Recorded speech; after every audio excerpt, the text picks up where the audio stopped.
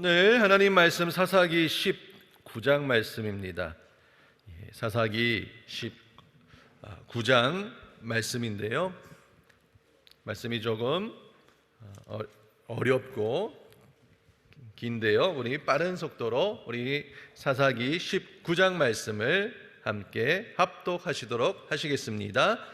이스라엘에 왕이 없을 그때에 에브라임 산지 구석에 우거하는 어떤 사람이 레위 사람이 유다 베들레헴에서 첩을 취하였더니 그 첩이 행음하고 남편을 떠나 유다 베들레헴 그 아비의 집에 돌아가서 거기서 넉 달의 날을 보내매 그 남편이 그 여자에게 다정히 말하고 그를 데려오고자 하여 하인 하나와 나귀 두 匹을 데리고 그에게로 가매 여자가 그를 인도하여 아비의 집에 들어가니 그 여자의 아비가 그를 보고 환영하니라. 그 첩 장인 곧 여자의 아비가 그를 머물림에 그가 3일을 그와 함께 거하며 먹고 마시며 거기서 유숙하다가 나흘 만에 일찍이 일어나 떠나고자 하매 여자의 아비가 그 사위에게 이르되 떡을 조금 먹어 그대의 기력을 도운 후에 그대의 길을 행하라. 두 사람이 앉아서 함께 먹고 마시매 여자의 아비가 그 사람에게 이르되 청하노니 이 밤을 여기서 유숙하여 그대의 마음을 즐겁게 하라.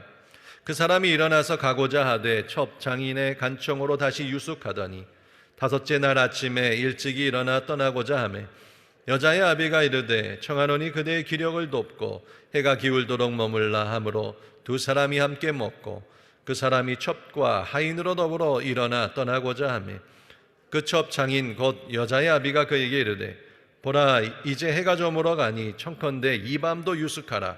보라 해가 기울었느니라. 그대는 여기서 유숙하여 그대의 마음을 즐겁게 하고 내일 일찍이 그대의 길을 행하여 그대의 집으로 돌아가라. 그 사람이 다시 밤을 지내고자 아니하여 일어나 떠나서 여부스 맞은편에 이르렀으니 여부스는 곧 예루살렘이라. 안장 지운 나귀 둘과 첩이 그와 함께 하였더라. 그들이 여부스에 가까웠을 때에 해가 지려 하는지라 종이 주인에게 이르되 청컨대 우리가 돌이켜 여부스 사람의 이 성읍에 들어가서 유숙하사이다.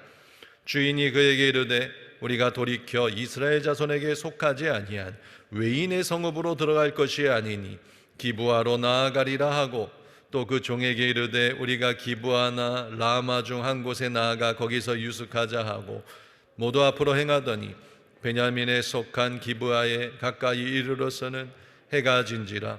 기브아에 가서 유숙하려고 그리로 돌이켜 들어가서 성읍 거리에 앉았으나 그를 집으로 영접하여 유숙케 하는 자가 없었더라. 입이 저물매 한 노인이 밭에서 일하다가 돌아오니 그 사람은 본래 에브라임 산지 사람으로서 기브아에 우거하는 자여 그곳 사람들은 베냐민 사람이더라. 노인이 눈을 들어 성읍 거리에 행경이 있는 것을 본지라. 노인이 묻되 그대는 어디로 가며 어디서 왔느뇨? 그가 그에게 이르되 우리는 유다 베들레헴에서 에브라임 산지 구석으로 가나이다. 나는 그곳 사람으로서 유다 베들레헴에 갔다가 이제 여호와의 집으로 가는 중인데 나를 자기 집으로 영접하는 사람이 없나이다. 우리에게는 나귀들에게 먹일 집과 보리가 있고 나와 당신의 여종과 당신의 종 우리들과 함께한 소년의 먹을 양식과 포도주가 있어 무엇이든지 부족함이 없나이다. 노인이 가로되 그대는 안심하라. 그대의 모든 쓸 것은 나의 담책이니 거리에서는 자지 말라 하고 그를 데리고 자기 집에 들어가서 나귀에게 먹이니 그들이 발을 씻고 먹고 마시니라. 그들이 마음을 즐겁게 할 때에 그 성읍의 비류들이 그 집을 에워싸고 문을 두들기며 집주인 노인에게 말하여 가로되 내 집에 들어온 사람을 끌어내라. 우리가 그를 상관하리라. 집주인 그 사람이 그들에게로 나와서 이르되 아니라 내 형제들아 청하노니 악을 행치 말라. 이 사람이 내 집에 들었으니 이런 망령된 일을 행치 말라. 보라 여기 내 처녀딸과 이 사람의 첩이 있은즉 네가 그들을 끌어내리니 너희가 그들을 욕보이든지 어찌하든지 임의로 하되 오직 이 사람에게는 이런 망령된 일을 행치 말라 하나 무리가 듣지 아니하므로 그 사람이 자기 첩을 무리에게로 붙들어내매 그들이 그에게 행음하여 밤새도록 욕보이다가 새벽 미명에 놓은지라. 동틀 때에 여인이 그 주인의 우고한 그 사람의 집 문에 이르러 엎드려져 밝기까지 거기 누웠더라. 그의 주인이 일찍이 일어나 집 문을 열고 떠나고자 하더니 그 여인이 집 문에 엎드러지고 그 두 손이 문지방에 있는 것을 보고 그에게 이르되 일어나라, 우리가 떠나가자 하나 아무 대답이 없는지라. 이에 그 시체를 나귀에 싣고 행하여 자기 곳에 돌아가서 그 집에 이르러서는 칼을 취하여 첩에 시체를 붙들어 그 마디를 찍어 12덩이에 나누고 그것을 이스라엘 사방에 두루 보내매 그것을 보는 자가 다 가로되 이스라엘 자손이 애굽 땅에서 나온 날부터 오늘날까지 이런 일은 행치도 아니하였고 보지도 못하였도다 생각하고 상의한 후에 말하자 하니라. 아멘. 희와 행복 모시겠습니다. 11월 25일자입니다. 인간 사회의 타락과 성문화입니다. 요절 말씀이 있습니다. 그것을 보는 자가 다 가로되 이스라엘 자손이 애굽 땅에서 나온 날부터 오늘날까지 이런 일은 행치도 아니하였고 보지도 못하였다다 생각하고 상의한 후에 말하자 하니라. 함께 읽습니다. 본장에는 비정상적인 삶을 사는 레위인과 레위인의 아내로서 온당치 못했던 첩과 행음하고 도망온 딸을 내버려둔 아버지의 모습이 등장한다. 이를 통해 우리는 당시의 파행적인 가정 구조를 알 수 있다. 이러한 상황 하에서 레위인은 장인 집으로 찾아가 며칠을 머문 뒤 첩과 함께 귀갓길에 오른다. 도중에 날이 저물었으나 레위인은 그의 종의 간청을 뿌리치고 이스라엘 백성이 사는 기브와 성읍까지 힘들게 여행한다. 그러나 그곳에서 아무도 그들 일행을 자신의 집으로 영접하지 않는다. 이는 곧 당시 도덕적 붕괴가 한 레위인의 가정에만 있었던 일이 아니며 전체 민족에 만연되어 있었음을 보여주는 것이다. 어렵게 기브아에 도착했으나 유숙지를 얻지 못하고 있던 레위인과 그 일행은 우연히 같은 고향의 노인을 만나 그의 집으로 인도된다. 그런데 그날 밤 기브아의 비류들이 찾아와 행패를 부려 레위인의 첩을 윤간하고 결국 죽게 했다. 이 레위인은 고향으로 돌아와서 첩의 시신을 12조각으로 나누어 이스라엘 사방에 두루 보내고 기브아 비류들의 만행을 고발한다. 인간 사회가 타락했을 때 나타나는 대표적인 모습은 성도덕의 문란이다. 오늘날도 범람하는 성개방의 물결에 휩쓸려 성경에 금지된 온갖 성적 문란 행위, 성폭행, 혼외정사, 동성애 등이 자행되고 있다. 하나님의 축복으로 주어진 성이 타락의 도구로 전락되고 있는 것이다. 우리는 이런 문화를 극복하는 거룩한 도구가 되어야 한다. 아멘.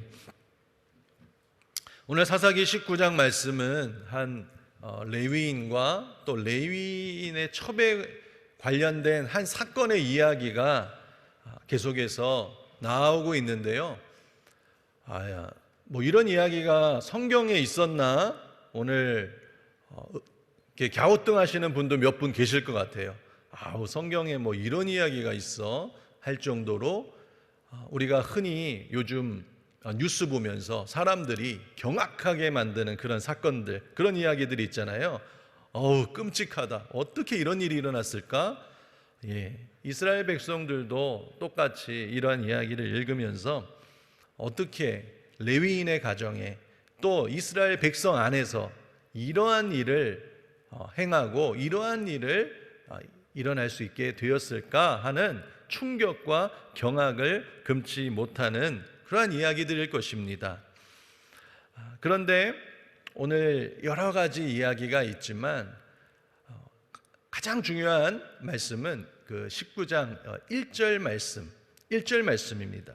그 1절 말씀에는 이 모든 것에 대한 힌트를 주고 있는데요. 그 말씀이 무엇입니까?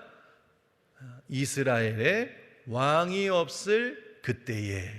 우리는 이 말씀을 아주 그 다음 사건과는 띄어서 읽어야 될 정도로 이 모든 것의 배경이 되는 것이죠.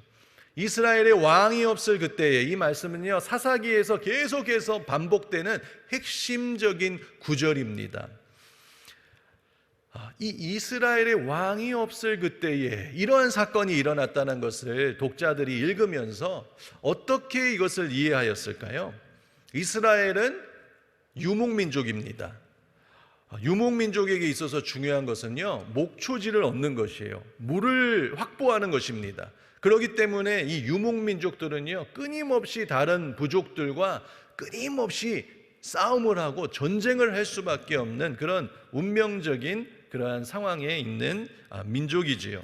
그래서 강력한 왕, 카리스마를 가진 지도자가 나타나서 부족들을 규합하고 나라를 이루어서 군대를 이끌어 갈 때에 그 나라가 부강하게 되고 잘 될 수 있다라고 믿고 그렇게 경험한 그러한 민족들인 것입니다.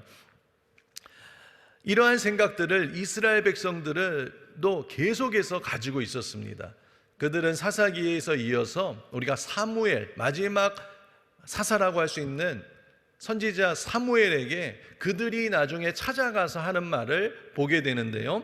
사무엘상 8장 19절에서 20절 말씀에 그들은 이렇게 이야기합니다. 백성이 사무엘의 말 듣기를 거절하여 가로되 아니로소이다. 우리도 우리 왕이 있어야 하리니 우리도 열방과 같이 되어 우리 왕이 우리를 다스리며 우리 앞에 나아가서 우리의 싸움을 싸워야 할 것이니이다.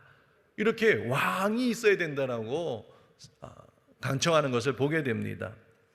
근데 사사기 저자가 이스라엘의 왕이 없음으로 없을 그때에 하면서 이 이야기를 쓰고 있는데요. 사사기 저자는 왜 이렇게 쓰고 있을까요? 정말로 열방처럼 다른 나라처럼 왕이 없었기 때문에 이스라엘에 이렇게 어려운 일들이 생겼을까라고 그들은 이해하고 있는 것일까요? 혹시라도 오해하는 분이 계실지 모르겠지만요, 전혀 아닙니다. 왜냐하면 이스라엘의 왕이 없다라는 말을 여러분 잘 살펴보면요, 먼저 이스라엘의 이름의 뜻이 무엇인지 여러분 다시 기억하셔야 됩니다. 이스라엘이란 이름이 어디서 얻었습니까? 야곱이, 그죠? 하나님과 씨름할 때에 하나님이 주신 이름이에요. 너는 이제 야곱이 아니다, 이스라엘이다. 하나님과 겨루어 이겼다라는 그런 아주 이름을 주셨어요. 그 이름의 뜻은요, 또한 하나님이 다스리신다, 하나님이 통치하신다. 이스라엘의 이름 자체가 하나님이 다스리는 백성이라는 뜻입니다. 이 이스라엘 하면 딱 기억나게 되는 것은요, 하나님이 친히 통치하시는 백성. 다시 쉬운 말로 하나님이 왕이 되시는 백성. 그게 이스라엘의 이름이에요. 하나님이 왕이 되시는 백성에게 이스라엘인데 이스라엘의 왕이 없다. 무슨 말씀인지 아시겠어요? 성경 말씀을 딱 읽었을 때에 하나님이 왕이 되신 백성에게 왕이 없을 때에, 무슨 말장난 같지 않습니까? 예? 이런 말이랑 비슷한 거예요. 김장을 하는 데에 배추가 없을 그때에, 이런 뜻이에요. 그죠? 삼계탕 먹는 데에 닭이 없을 그때에, 이런 말이랑 비슷한 뉘앙스를 풍기는 것입니다. 이스라엘의 왕이 없다라는 것은요, 정말 있을 수가 없는 일인 것입니다. 하지만 사사기는 분명하게 밝히고 있어요. 역사를 통해서 그들에게 왕이 없었다. 하나님을 왕으로 모시지 않는 그들의 삶을 정확하게 지적하고 있는 것입니다. 그들의 신앙과 삶에서 따르는 대상이 없어졌다는 것이고 자신이 누군지 정체성조차 잃어버렸다라는 뜻인 것이죠. 그래서 오늘 19장의 그 말 이후로 레위인과 첩에 관련된 내용이 나오는데요, 이것은 무엇을 고발하고 있습니까? 이스라엘 백성을 왕이신 하나님께 이끌어야 될 레위인, 그죠? 영적 지도자가의 삶에 어떠한지부터 고발하고 있어요. 그들이 하나님을 왕으로 모시지 않으니까 레위인의 삶이 완전히 무너져 있는 것을 보게 됩니다. 영적 지도자가 정체성과 사명을 완전히 잃어버리고 세상 사람과 구별된 모습을 보이지 않는 그러한 모습들을 보여주고 있습니다. 그리고 나아가서 영적 지도자가 그 모양이니 이스라엘의 한 지파인 베냐민에 들어갔더니 이스라엘 백성들이 얼마나 영적으로 도덕적으로 타락했는지에 대하여 우리에게 보여주고 있는 것이죠. 우리 그 사건을 보면요, 생각나는 사건이 있죠, 그죠? 예전에 소돔과 고모라 사건을 떠올리게 됩니다. 비슷한 사건이 반복되고 있는 것이죠. 어떻게 하나님의 백성, 하나님의 종, 하나님의 사람들에게 이러한 삶의 결과가 오게 되었는가라는 것을 되묻지 않을 수가 없다라는 것입니다.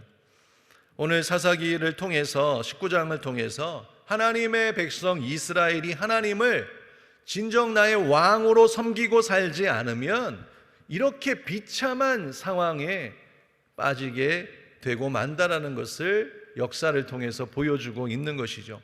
하나님의 자녀인 성도가 예수 그리스도를 주님으로 섬기고 살지 않으면 우리의 삶에 거룩한 삶의 열매, 선한 삶의 열매가 나타날 것을 기대할 수 없다라는 것입니다.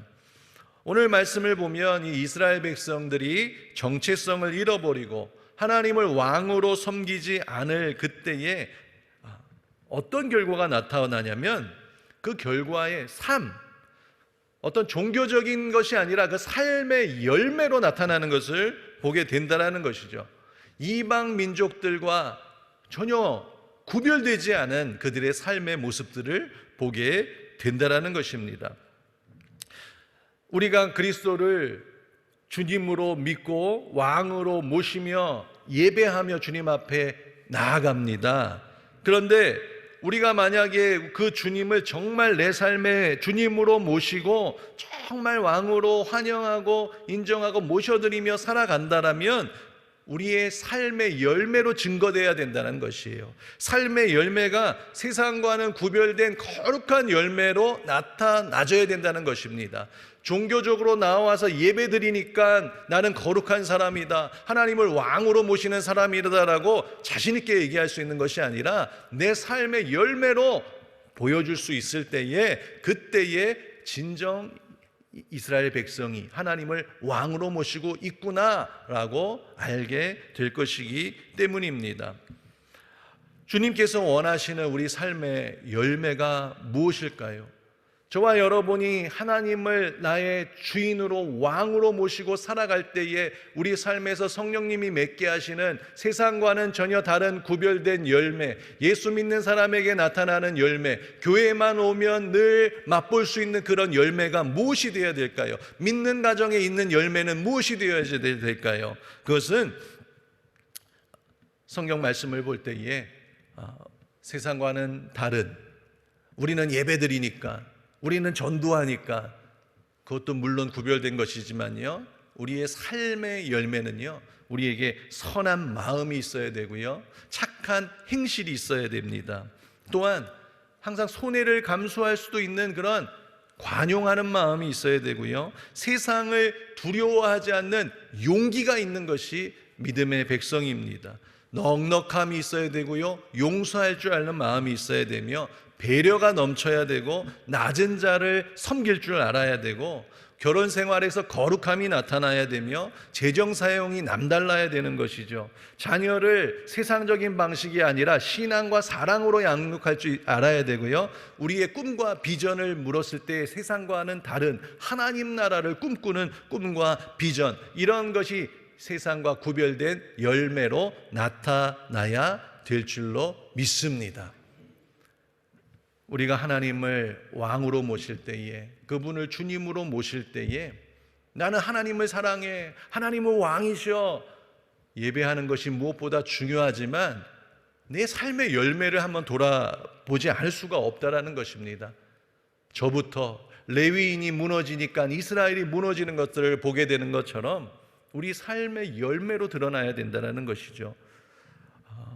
그리고 우리 삶을 봤을 때에 거룩한 열매, 왜 이런 게 생겼을까? 왜 이런 일이 생겼을까? 그때에 어디 정치, 경제, 사회, 문화에서 답을 찾으려고 하지 마시고 오늘 사사기 저자가 우리에게 가르쳐 주는 것처럼 이스라엘의 왕이 없음으로 라는 것을 기억하시며 우리가 하나님을 진정으로 내 삶의 왕으로 모셔드리지 않았구나, 내가 주인이 돼서 살았기 때문에 이러한 결과가 나왔구나 라는 것을 겸허히 받아들이며 다시 한번 하나님을 우리의 왕으로 모셔드리는 저와 여러분이 되시기를 주님의 이름으로 축복합니다.